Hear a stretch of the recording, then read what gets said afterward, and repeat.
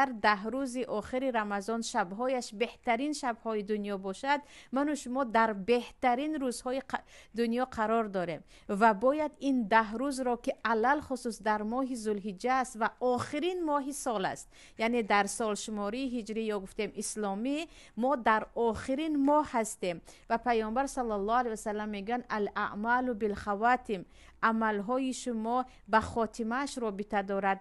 در آخر چی کار کردید آن چیز مهم است. تمام سال چی کار کردیم؟ نه، در همین آخر سال عملهای کرده من و شما خیلی مهم است. پس همان گونه که در ماه رمضان به عبادت کمر بستید، در این 10 روز هم باید کمر ببندیم.